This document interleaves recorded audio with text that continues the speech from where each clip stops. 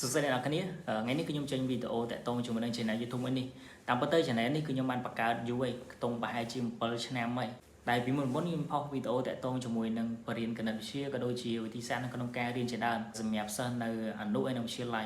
ហើយមកដល់ឥឡូវខ្ញុំគិតថាប្រហែលវីដេអូ200ជាងវីដេអូហ្នឹង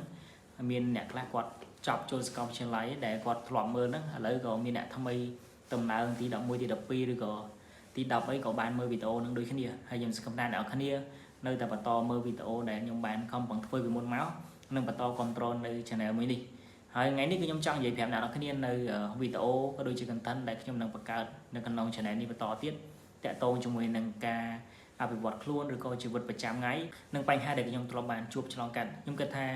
មកដល់រយៈពេលនេះគឺខ្ញុំអាចគិតថាខ្លួនឯងបានឆ្លងកាត់នៅរឿងក៏ដូចជាបទពិសោធន៍ច្រើនដែលសិស្សនៅវិទ្យាល័យក៏ដូចជានៅសាកលដែលគាត់អត់ធ្លាប់បានជួបចឹងខ្ញុំគិតថាហើយខ្ញុំចែកម្លែកនឹងអាចជាប្រយោជន៍សម្រាប់អ្នកទាំងអស់គ្នាដែលវាជាបទពិសោធន៍ដែលយើងឆ្លងកាត់ចឹងខ្ញុំសង្ឃឹមថាអ្នកទាំងអស់គ្នានឹងបន្តគ្រប់គ្រងនៅវីដេអូដែលខ្ញុំផុសបន្តទៀតហើយបើសិនជាអ្នកទាំងអស់គ្នាមានចម្ងល់ក៏ដូចជាបញ្ហាអីដែលត្រូវការជំនួយក្នុងការគិត